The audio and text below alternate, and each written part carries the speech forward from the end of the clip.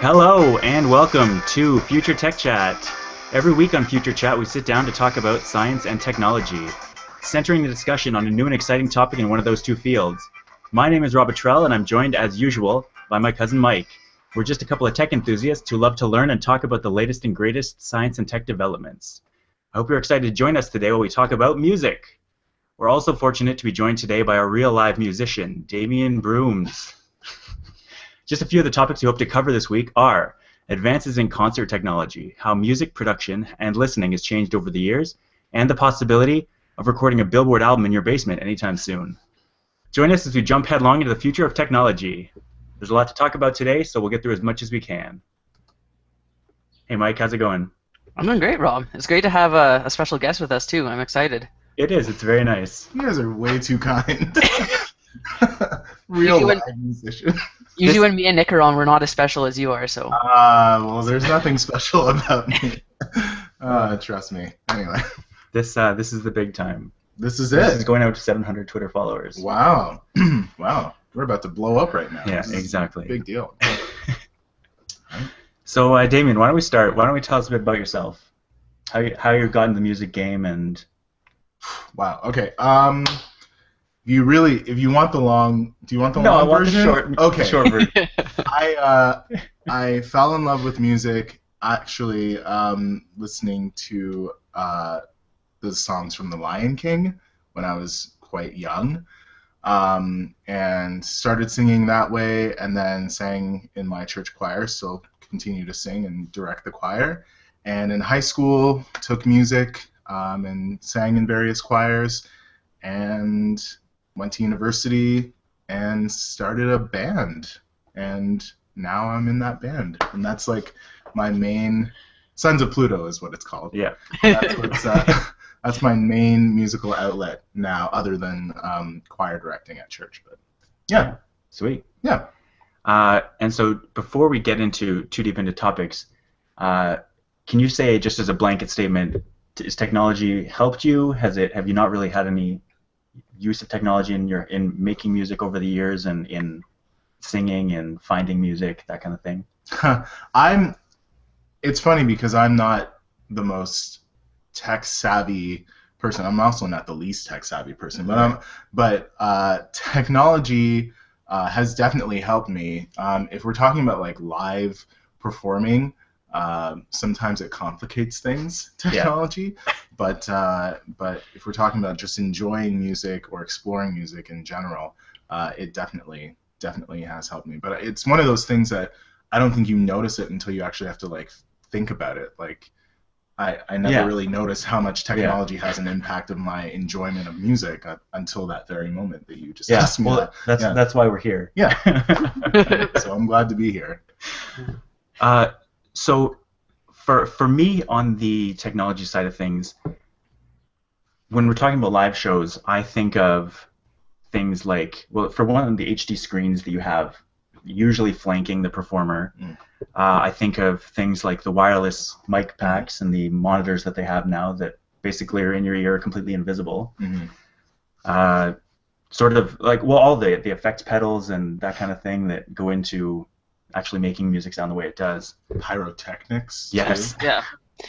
Yeah, I've heard from everyone that like when Muse does their shows, like it's mind blowing the kind of stuff that they do. Like it's a show, like it's serious.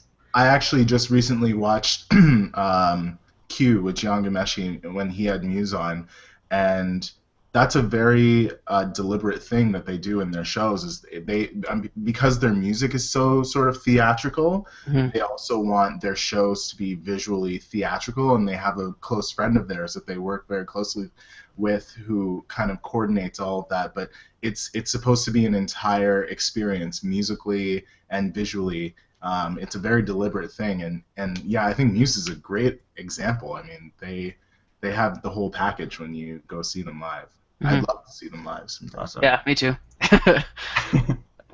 So, Mike, have you been to any concerts recently where, for example, you noticed that there was sort of things that you wouldn't expect that maybe, like for me, when I went to a concert this summer, the HD screens that they have set up, that you're basically watching a produced music video.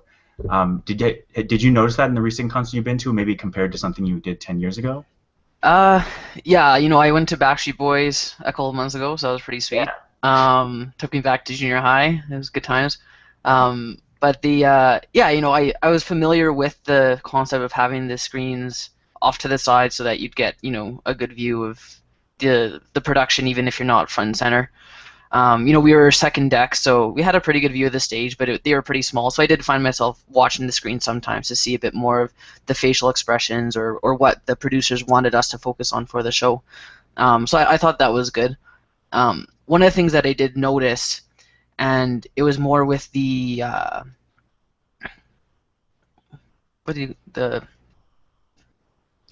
opener? Yeah, the opening act. Sorry, the word. Yeah, so it was more with the opening act that it was a female pop singer. I can't remember her name, but it was very like you could tell it was lip synced. And then she did a couple songs where it was not lip synced, and I enjoyed hearing both. Like the lip sync, she could do more of the choreography and the dancing, and the non lip sync, she was doing some Britney Spears covers. So that was kind of cool. But was it just Britney Spears dubbed? It was actually her. You could hear the breathiness of the actual voice, but when it was lip synced, there was like no breathiness at all and she was like dancing everywhere. So obviously it was lip synced. But I think that was the main thing that I noticed was the lip synced aspect of it. Whereas with Backstreet Boys, they didn't do as much dancing, so I don't think much if any of their stuff was lip synced, which is pretty cool to see. But yeah, as far as comparing to other concerts, I can't think of too many I've been to. I've been to a couple like rock concert type things, but they were like at Mac Hall and that kind of thing, so they didn't have like the Saddle Dome type production stage. It was just like a normal. Yeah, band on the stage kind of thing. Yeah. So I want to mention ask you a two-part question, Damien. Okay. Because you are a musician, but you also just recently went to a concert that featured technology that I don't think could have happened a few years ago. Justin Timberlake has a stage that can move. Yeah. And I know Taylor Swift, when I saw her, she did a similar thing. It probably wasn't the same, but do you find that kind of thing adds a lot to a show? Is it sort of Yeah, it totally did. So Justin Timberlake has this front part of his stage that kind of comes up on hydraulics, so it raises up, and then what it does is it's this like narrow catwalk that's kind of floating in the air, and he's running up and down it, running across. There's no like guardrail on the side, so he's just like running and dancing, and his backup singers and backup dancers are doing the same thing. And what it does is it lifts up and then it goes over the crowd's heads and moves from the front to the back. And I thought that was so cool because at first I was like, what's going on? Like his stage, he's getting higher, getting higher into the and I was like, this is fantastic. And then all of a sudden it started moving, and I was like, oh my goodness. I was like, this thing isn't going to go over the crowd, right? Like that would just be too crazy. And what it did though was that because Becca, my girlfriend, and I were sort of at the sides of the stadium, and so what it did was as it came from front to back, it would come past us, and we just like, because he was higher up and we were kind of in the cheap-ish kind of seats, it gave him a way to sort of interact with us more directly. Because he would come up to the side and he would say hi and he would dance, and we'd be like, oh my goodness, like he's right there. For such a long time during the show he was kind of far away, and here it seemed like he was a little bit more reachable, and that was really cool. And then seeing it go to the back, like it definitely added a whole other aspect to the show, and I had never seen something quite like that before. Because you really got to know as an artist how to play the room, and like you have to make use of your space, and usually that's on the stage. Like you try and cover as much of the stage as you can, but he took it to a whole other level by like covering as much of the stadium. It's all open space. So that was really, really cool to see. That's awesome. Was it held up from underneath, or was it tied from above? It was. Or was it just floating with some kind of anti-gravity that JT has? So on either side, of the stage, there were just these pillars that came up, and I think they used hydraulics. So there was a base and then pillars that would just kind of come up like this, and the stage was like that, and it would just raise up. And then they'd move those base, like there was a base on either side of the crowd, Right. and then they would just push it back from front to back. Cool. And that was really cool. Yeah, it was like a bridge. It was just like a big bridge. Yeah. So we also talked a bit on the side of being a performer. Some of the experiences you've had now that technology is creeping into just the world in general. So when you're on stage performing, maybe talk a bit about how maybe to either both technology that you use and technology that your audience is using, how that affects your show. So as I mentioned before, technology sometimes complicates things. I mean, in our band we've had, and mind you, we're kind of a young band still, but we've had shows that went very, very well, and we've had shows that did not go well at all. And sometimes the difference between those two things is technology. If you have a sound person that doesn't know what they're doing, then that completely messes with the mix of the sound. Everything is too loud or not loud enough, and you can't hear yourself, and then you cannot perform as well as you could have if you could hear everybody. Sons of Pluto is used to rehearsing kind of in an enclosed space, and we don't use a lot of like speakers or plug in much or anything like that, and we can really hear each other very well. When it's on stage, it's a completely different thing. The acoustics are different, and then you're using these monitors and speakers and everything, and then the crowd is also loud and that kind of thing. So hearing yourself is very, very important. And if you don't have a technician that knows what they're doing, then that can completely mess with the show. Because if you can't hear yourself, you don't know where you're going wrong and that kind of thing. So that's it. It can affect the quality of the performance for sure. We've had other shows where the person definitely knows how to mix us and definitely knows what to do, and it was like the best show that we've had. Sure. And then that way, when you don't need to worry about, does this sound substandard? Like, can the crowd hear us properly? Because we can't hear us properly. Because that's the other thing, is that what you hear as the performer on the stage isn't necessarily what the crowd hears. Yeah. And it should be different. It should be, yeah.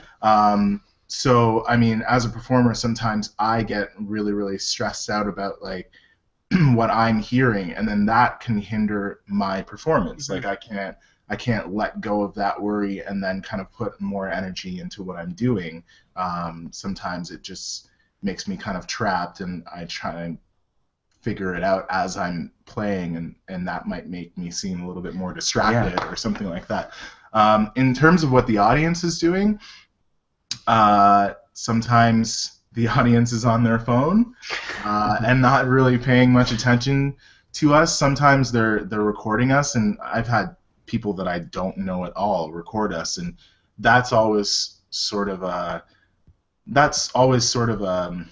an ego boost, because I like to think that they're not recording us because we're so terrible that they're gonna make fun of us. But I like to think that they're recording us because they enjoy what they see, and they want to remember it, and they want to maybe show it and share it with someone else. So when I see that in the crowd, that's always very uplifting as a performer, because when you're performing, you're very vulnerable.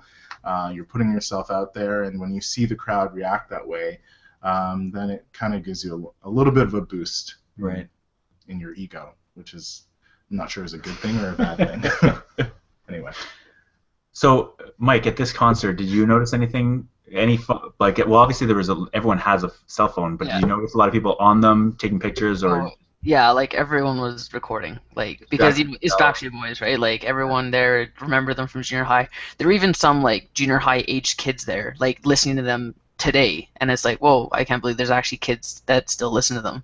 Obviously probably because their parents like showed them the music, or their sister or something, or their cousin, and they're into it now. So yeah, everyone was recording. I took a couple clips, but I found that I knew the quality like from way back there that far away wasn't going to be great. Like I took it to remember it, but I wasn't on it the entire time. But they did a thing where, like, everyone holds up their phones, so they're like, oh, everyone turn on like your little flashlight thing, and everyone was holding up their phones and like doing that. So that was kind of cool. And people recording themselves dancing and singing along to the music. It was just, everyone was just having a good time. And yeah, technology definitely played a big part in that.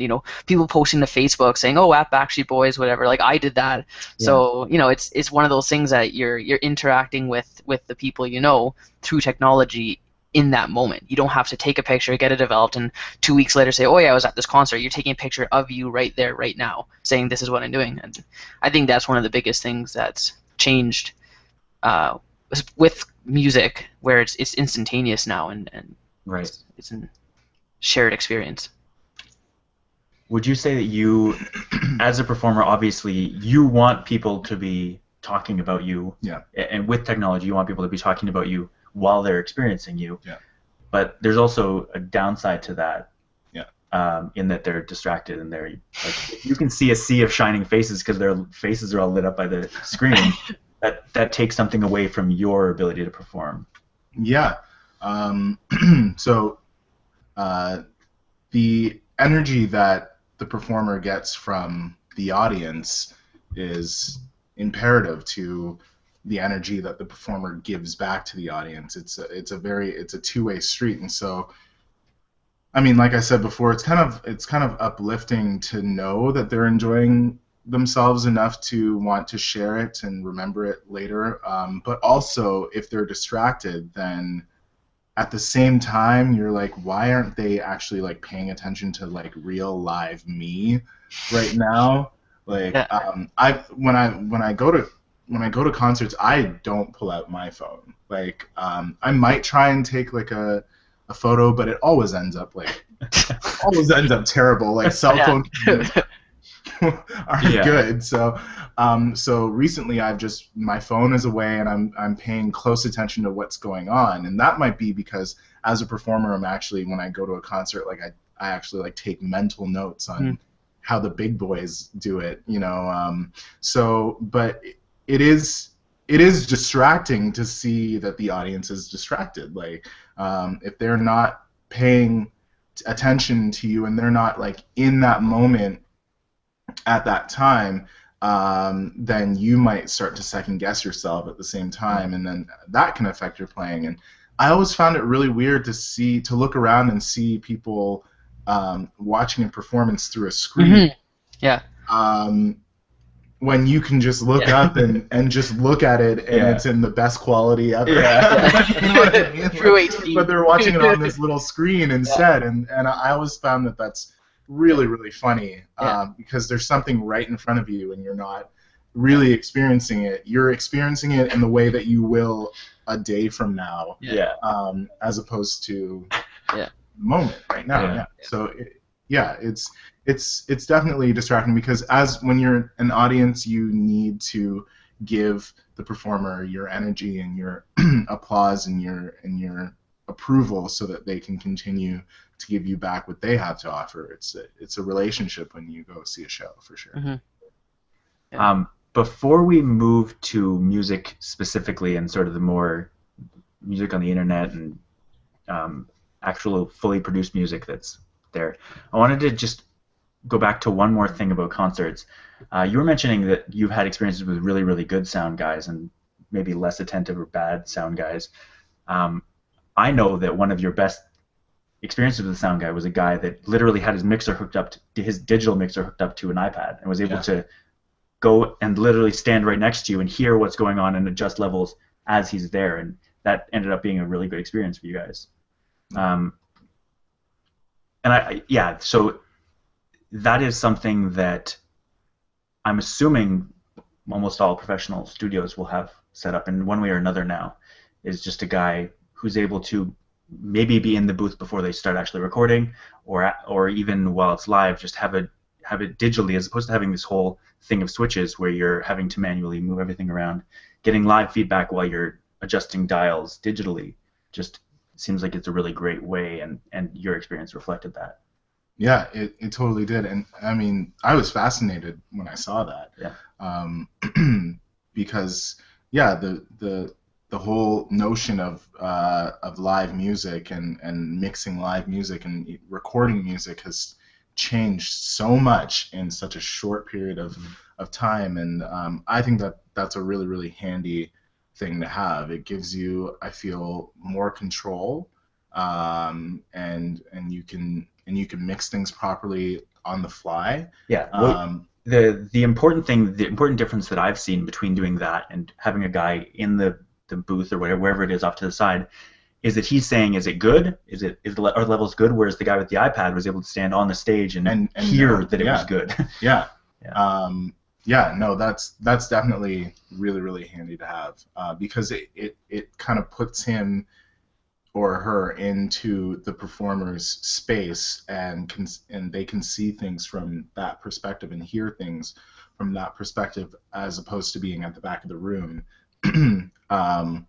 Because like I said earlier, I'm not the most tech savvy, especially when we're talking about like music technology and live music technology. So if I tell them, oh, could you have a little bit more of the vocals, or could you have, like, I might not know what's best. Right. Like, I know what I like to hear, but it might not be what's best, or it might not be attainable. But that person, I assume, would know what the right sound is and how to mix everything properly. So for them to be up on the stage and to experience it firsthand, then we might actually get a better sound out of the show, because it's a very knowledgeable ear that is applying itself to that situation. So I like you said, that was one of the best shows that we've done, and I think he was just really on point. Like he was in tune to our needs, and he was paying attention, which a sound person should do all the time. Yeah. We've had sound people that did not pay attention, and I had to call out to them from the stage, and they still didn't hear me. Anyway, that was very, very cool. It was very cool, So I want to move now to the actual produced music sort of thing. And Mike, why don't you start us off by describing how you listen to music, where and how, like what device you use and what source you get it from. Okay. Well, I tend to buy my music. If I do buy music, it's often, if not always, a compact disc. Yeah, I know. For our younger viewers, you might not know what that is, but it's. I guess you could say I just hold to my habits of just going to HMV and picking up a couple CDs, and I wanted to say, a few years ago, you mailed me a CD, and I would still mail you CDs. I know. That's like the oldest sentence I've ever heard in my life. You snail mailed me a CD. To be fair, it was sent directly to you from Amazon, but still. True. But which you know. Amazon now gives you a digital copy when you buy. I think it's even cheaper if you get a digital copy with it. So usually I'll usually buy the music itself. I guess I see that as an alternative to piracy, in the sense of supporting the artist. But then I read somewhere that the artist doesn't actually see a ton, if any, of the sales of the actual hard copy of the album. So that kind of changed my perspective a little bit. But I like the idea of having something material in my hand to have. And if I do listen to music, it will be in the car. That's pretty much when I listen to music. At work I don't listen to music, and on the bus I'm usually reading. So if I listen to music, it's in the car, and often it's the radio, unless I have a CD handy to listen to. But Maria will download music through iTunes. She just regularly buys an iTunes credit and uses that, so she's enjoyed doing that, and it's readily available, and you can buy it by song and that kind of thing, so that's pretty convenient too. But that's pretty much how we handle our music acquisition. So yours is you just listen to it through your phone through Google Music, or how do you do it? I tried the Google Music trial with the All Access, and I did that for a couple days, but I just haven't gotten into the habit of hooking my phone up and listening to it through the car. I haven't actually uploaded my music onto a soft copy to be accessible by my phone. That's kind of on my to-do list. They can do it automatically now. I just want to let you know. not from a CD to the cloud. What do you mean Well, automatically? Yeah, Google Music. Right. Not all access part, but just. No, I know, but I actually have to upload it to file Google in. Music first. That's the to-do part. That's the first thing I'm doing Monday when I get unlimited internet is Yeah. uploading my. Yeah. So anyway, that's kind of the dream, is to have all my media accessible from wherever I am on whatever device. So. Sweet. Yeah. What about I listen to music primarily at work when I'm working. I I used to bring my iPod and listen to my iPod with headphones, and but now I actually use Google Music, and I like that it's supposed to sync with your iTunes. My Google Music didn't sync with my iTunes completely, and so I have some newer albums that I've downloaded that aren't on Google Music, so I can't listen to them while I'm at work, and that's on my to-do list, is try and figure out why it's not syncing, why those songs haven't been added. So I listen to my music primarily at work while I'm working through Google Music, and I love it because you can access it anywhere, and it's just right there, and I love the interface. I mean, I love the way that they've organized it for you, and I like the look of it, everything. Other than that, I listen to music in my car, and I've got my iPod hooked up to my car, which I think is such a great thing that's happened in the last few years. Is like having, because it's not only that I have an auxiliary cable that I put into my iPod and then I have to control my iPod from my iPod, I can now control my iPod from my steering wheel as I'm driving, and I think that is the coolest thing ever. Like that was like one of the biggest reasons that I bought the car that I bought, because I thought it was so cool.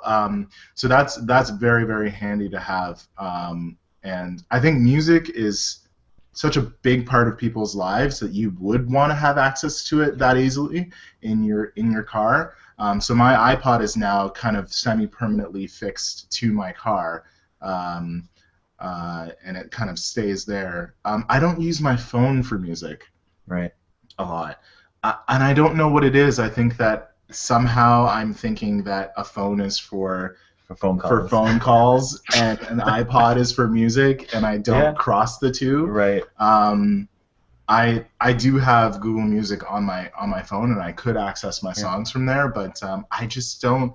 It's just such a foreign concept. It's kind of an uncomfortable thing for me to use my phone for music. I don't really do that. And I, of course, like when I'm at home, and let's say I'm cleaning my apartment or something like that, I'll put on a vinyl record, which I really love. So those are kind of the way. So at work through Google Music, in my car via my iPod connected to my car, and in my apartment, I just put on a record. So one of the first things that really made me realize that you were a big music fan is the fact that you actually have an electronic record player, which is really cool. Yeah. And so you buy records all the time. Well, if you see a record you like, you'll buy it on vinyl. Yeah. Oh yeah. And it's the best. Because I mean, vinyl records kind of went out of style for a bit there, but then, and I mean, it might be the slight hipster in me that it definitely is. Yeah. You're wearing a fedora, by the way. Yeah. So I mean, there's something a little bit hipster. I like to think that I straddle the line on being hipster, but I grew up with my dad playing records. Like when he was working around the house, he would throw a record on, or he'd listen to an oldies station. And so I grew up with a lot of like classic rock and like Motown and that kind of thing. And so I love that kind of music. And for me, that kind of music is synonymous with having an actual vinyl record. And now I think it's just the coolest thing that new artists are putting out new albums on vinyl, because vinyl has now seen this resurgence of popularity. And there's just something so magical about getting a vinyl record. I mean, Mike, it's like what you said, where you have something tangible, something in your hand you go to HMV and you buy a CD. But for me, like that vinyl, there's just something so nostalgic about it that I love, and it's such a beautiful technology, I think. And so yeah, I've kind of married the old and the new by having an electronic record player, and you can convert it into MP3 if you want, and play it on your computer, which I've never done. I'd be interested in knowing how to do that, but I just think it's so cool because there's a certain amount of care that comes with, like, my dad taught me how to handle vinyl properly and how to listen to it, and I just think there's just such a warmth to the sound also. So call me hipster if you want, but I love music, and I think that is precisely why I love vinyl. There's a couple different things about vinyl records that I can see why they're coming back. Like, first of all, you can go into music stores, like sort of mom and pop music stores, or you can go to garage sales or yard sales and find old records and really good records that you maybe haven't heard in a while. And it seems less pretentious to want to buy and listen to records than maybe some of the other sort of hipstery things. Maybe that's just me, but there's also a quality to vinyl. Like they've looked into the science of why vinyl is liked as much as it is, and there's sort of a roundness, and the fact that it's not necessarily perfect if it's well-worn record, you get the static, and there are artists today that add that feel to their records. Yeah. The record scratch. The lo-fi quality to the records too. That they do. Yeah.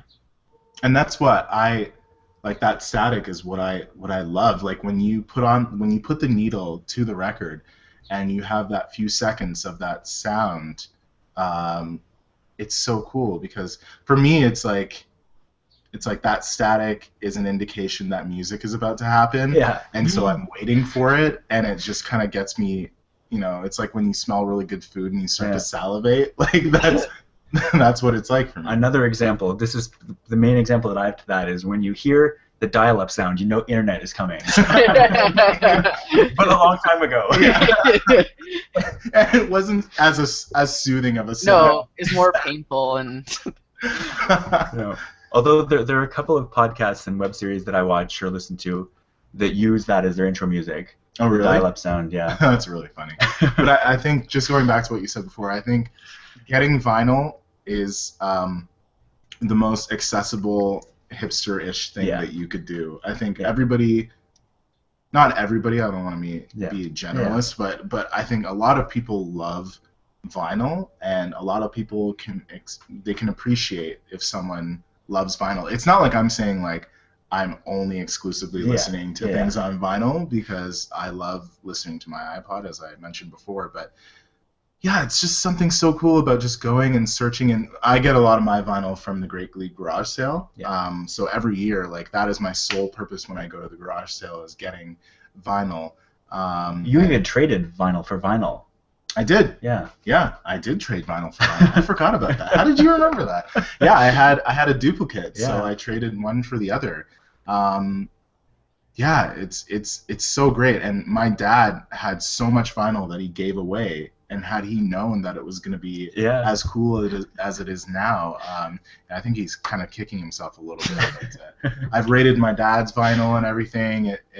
And I'm working on having like a massive vinyl collection. Sure. That's my goal one day. Old and new songs. Yeah, so, last question before we move on. What is your favorite record on vinyl?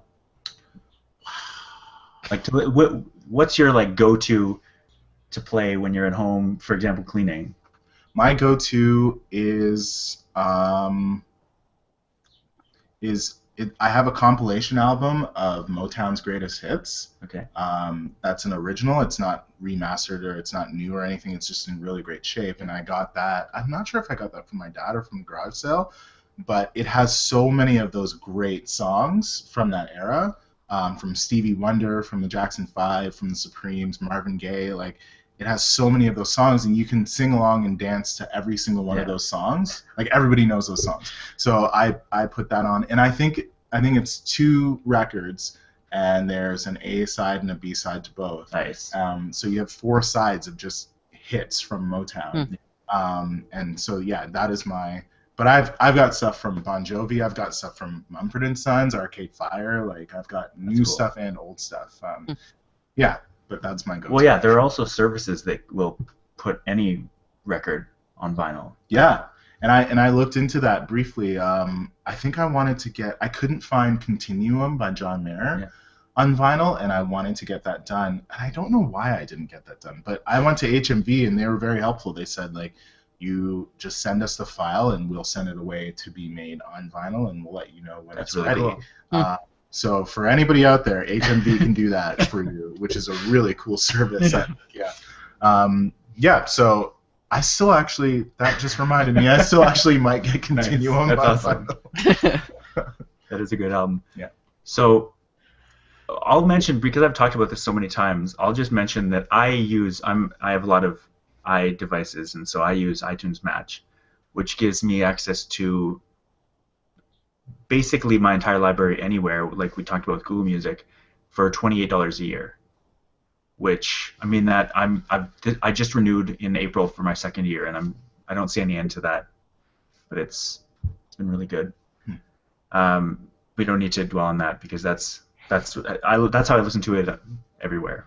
It uses a lot of internet, and that's probably one of the reasons why my Fido bill or my Fido data use is like 15 gigabytes a month. Oh my God. But I wouldn't have it any other way. Like I love being able to. I have tens of thousands of songs on my iTunes, and being able to play any of them at any time is really great. For example, we went and saw Guardians of the Galaxy, and I had Ooh Child stuck in my head for hours, like all through the night, and I woke up and I put it on, and I was like, this is awesome. Oh, man.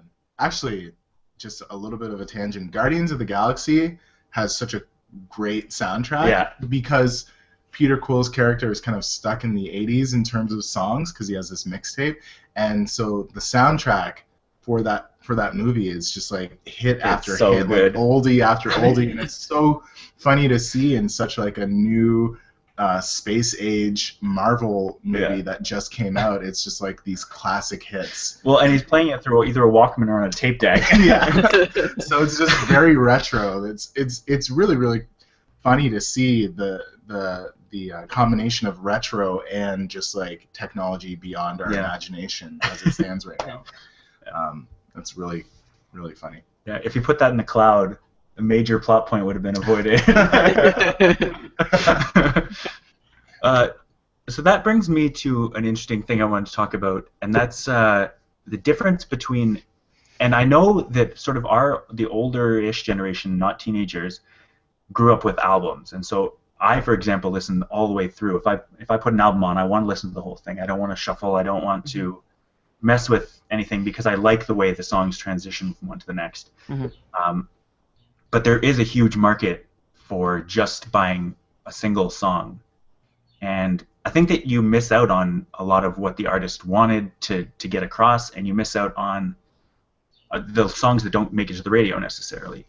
So I don't know. What do you think, Mike? Do you listen to albums? Do you listen to singles? Is it kind of depending on your mood?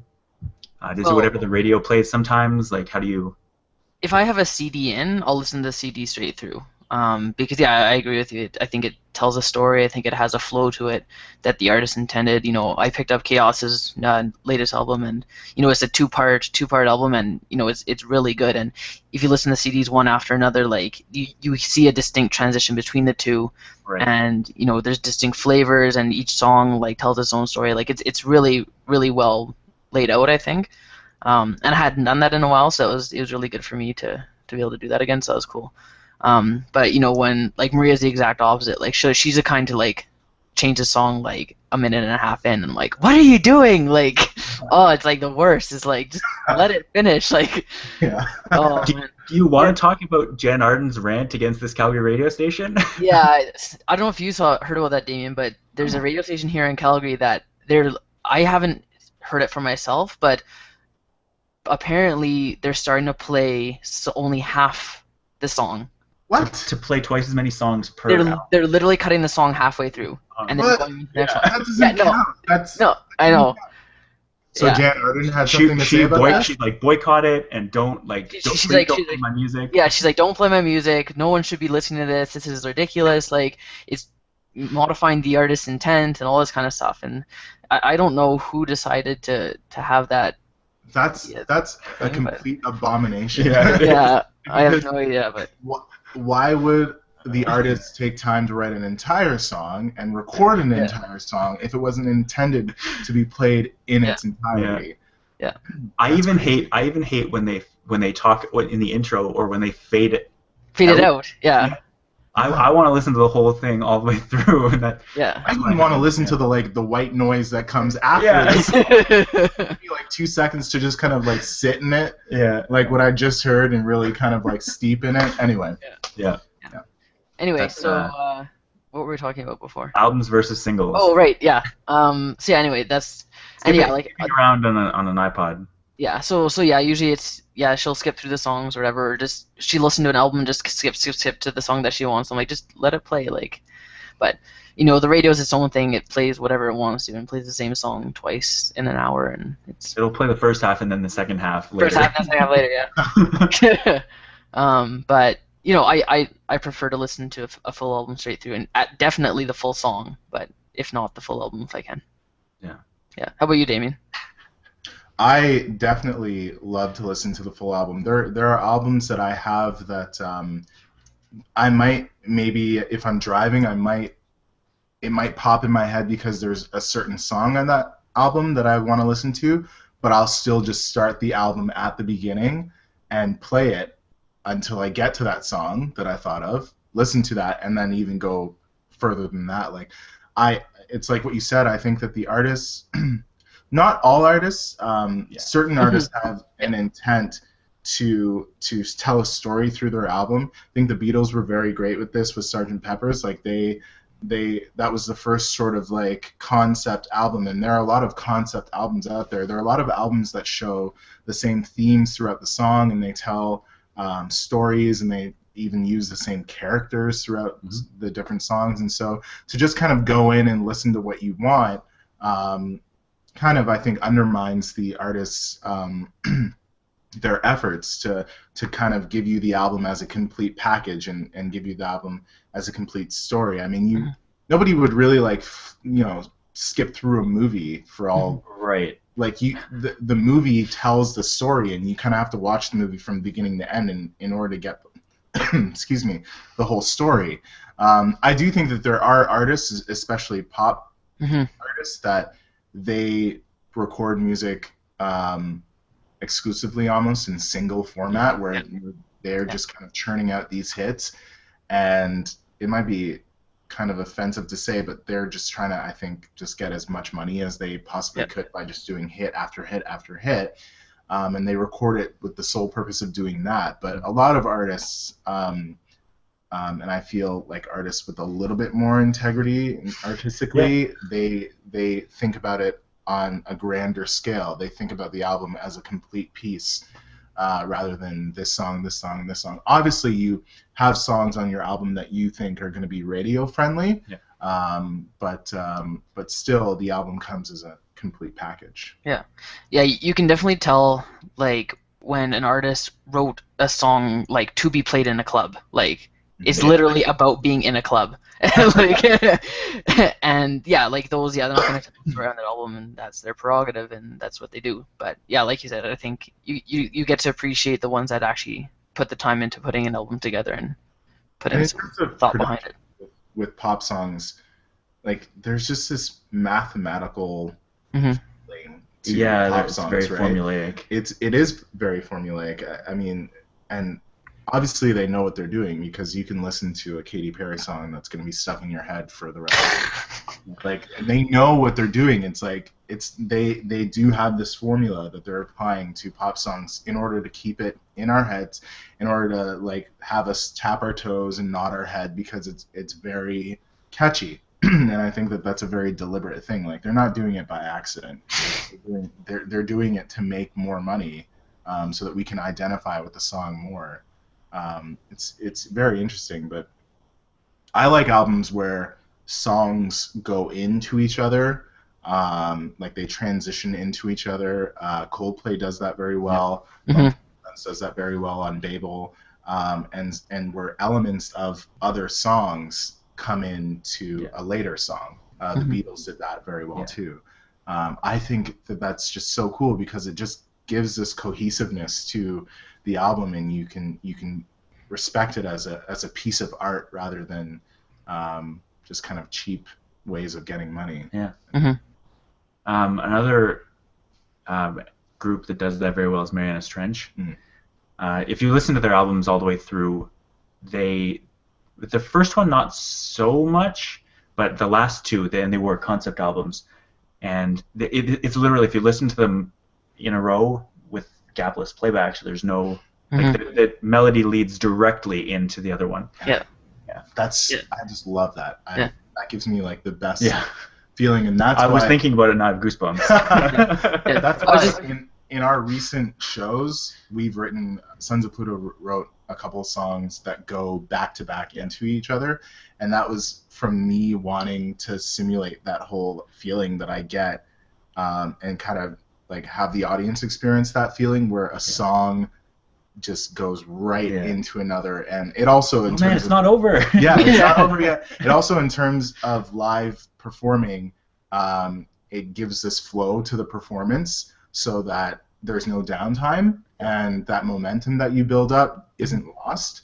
And so we have two songs that go back to back right into each other so that people can continue to have a good time, and we can continue to build that momentum and that energy that we've gained throughout the first song. Because the first song is a very high energy type of song, kind of like a pop rock kind of song, and then go into like a blues rock kind of song, and we just find that it kind of builds the energy throughout. Yeah. So, Yeah. No, I was just about to say, like, I've actually thought to myself, like, wow, this is a really long song, and I look at it and it's like the next song, and I'm like, whoa, crazy! Like you don't even notice it change like into a new song, so it's cool when that happens for sure. Another really great recent example is JT, Justin Timberlake, the 2020 experience. All the songs blend really well with one another. They really do, yeah. It's really great. Cabaret into TK is really awesome. I love that.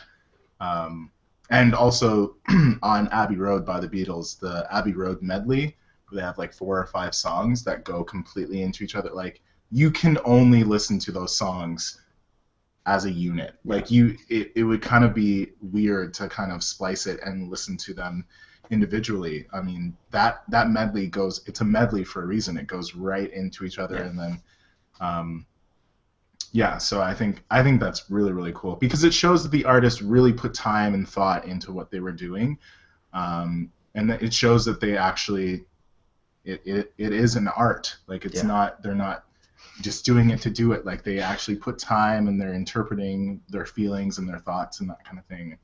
Yeah, it's very cool. On that note, I wanted to talk. I heard on a podcast last week about Paul McCartney recording "Live and Let Die," and how he was asked to do this song for a James Bond movie, and he basically wrote it. It spilled onto the page in like an hour or two. And when he finished, apparently he was just sitting there wondering how long he should wait to tell them that he was done. I could probably tweak it a bit, but it's done.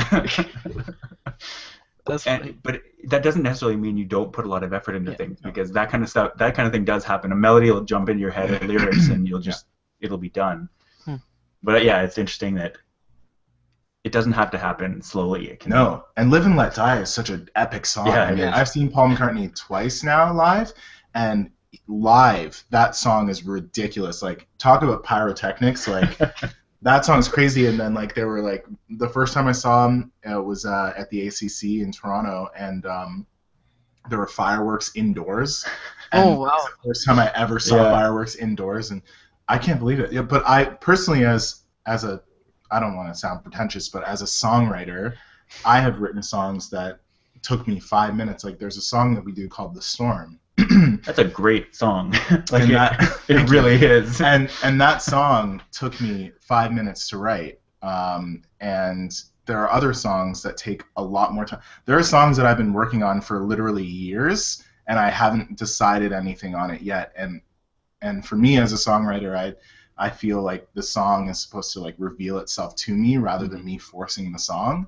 So I'm just waiting on that moment of inspiration or that moment of clarity. But yeah, songs take you either 5 minutes or years to write, and sometimes the ones that take 5 minutes are really great, and the ones that take years to write are kind of like, nah, you know. Yeah. So there's no real process or formula to it. Yeah.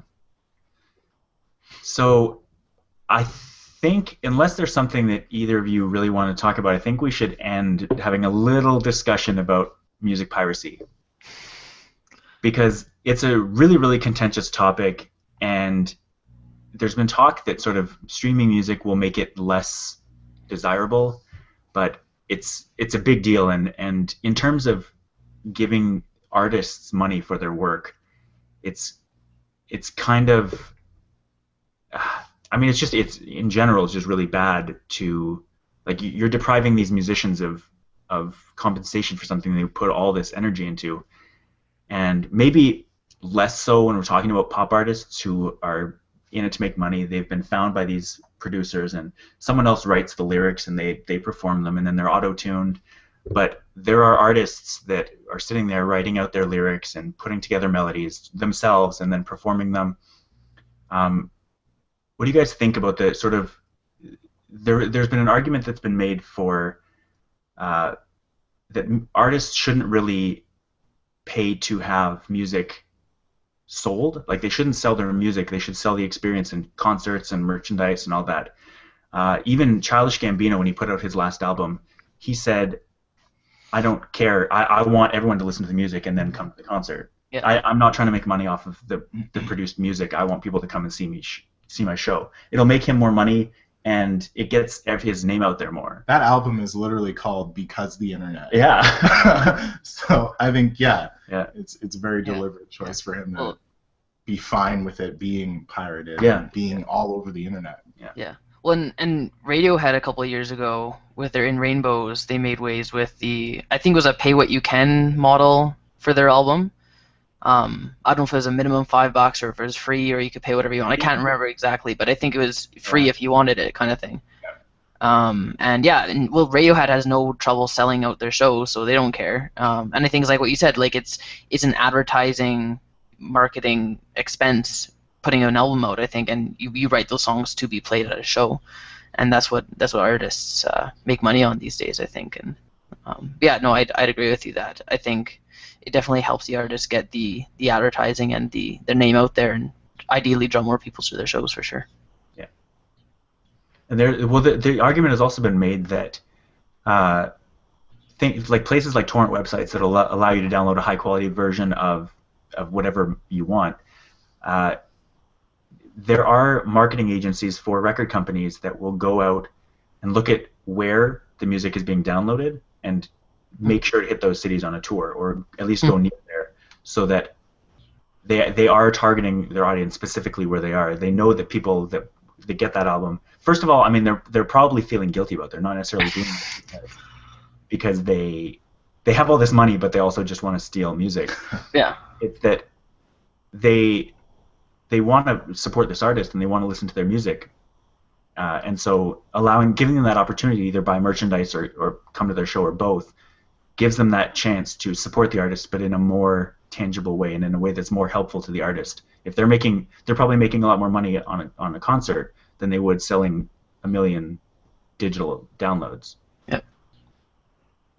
How do you feel, Damien, about trying to make music? I mean, you guys are trying to put out an album, and how do you feel about coming into this ecosystem where everyone's saying, "Oh man, musicians make no money on digital sales"? Like, well, I mean, not too long ago we talked about the fact that musicians don't really see a lot of the record they don't sales, see it anyways. Right? Yeah. Mm-hmm. They don't see it. So what we're really doing when people pirate music is probably like taking the money away from these faceless record companies. Yeah. Like if we pirate the music, it's taking money out of the record company's pocket more so than the musician, because the musician doesn't really see a lot. I think it's a very cool thing, and I've actually wondered about it. These marketing companies that kind of research where the music is being downloaded, I think that's such a great way to, if the record companies or the artist is feeling a little underappreciated, that's such a great way to do it, because then you know when you go there and they're using that disadvantage, I guess, to their advantage, because then you know where to go and who to play to. And I've often wondered, like, when artists choose their set lists, if they take that into account, like what songs or what albums are they downloading most in this area, because they might change their encore or their show closer based on where they are. If they're in Salt Lake City versus Las Vegas, like, they, depending on where they are, they might change it. I don't think that I think that pirating music is something that you can't stop. And I think that it's going to happen anyway. But the real exchange happens when I pay for that show and I go and I see that show and the artist is right in front of me and I'm experiencing that music live. That's when it's really rewarding for me. For smaller, more independent artists, I will buy their album. I will pay for their album. For artists that might be a little bit more established or something like that, like, I might not pay for the album. I might just download it or get a torrent or something like that. But it all depends. Also, if I really, really, really love the album and like respect the album, I will pay for it out of respect for the artist. But I recently read an article, actually, though, that and I don't know how reliable the source was, but it listed what certain artists make on one show. And something like Lady Gaga was like 1.9 million on one show. Taylor Swift was like 2 point something, and Coldplay was like 2.2, and it listed all of these figures for these artists and what they make on one show in one evening. Sons of Pluto can barely make $1 on one show. But like, so that, reading that article, I was kind of like, well, they're probably fine. They're okay. I think the big artists are fine. The big artists are fine. The not so big artists, they might very well rely on those album sales to get them where they want to be. But for Sons of Pluto, if I can use us as an example, we want to record an EP or an album with the sole purpose of actually giving it away. We're trying to fund our album, and so that we can record it. And other than that, we're not really trying to make money off of this album. We've been around for a few years, and we've had so many people help us out and so many people support us that we want to make this as a thank you and just give it away. We don't really want to make money off of it. So there's different motives at play when you're an artist recording an album. But I think for the most part, the big artists are fine. I would say try and support the small artists and the indie artists as much as possible until they kind of like break through. And then support them past that. But I don't think pirating music is preventable, or B, hurting the artist that much. I think the artists and the record labels get enough money out of everything else that they do. If I had a button on a website, like say Mumford & Sons, for example, where I could get the album and give $5 to Mumford & Sons, the band, and the group that they work with. Obviously, there's a lot of people that go into making an album.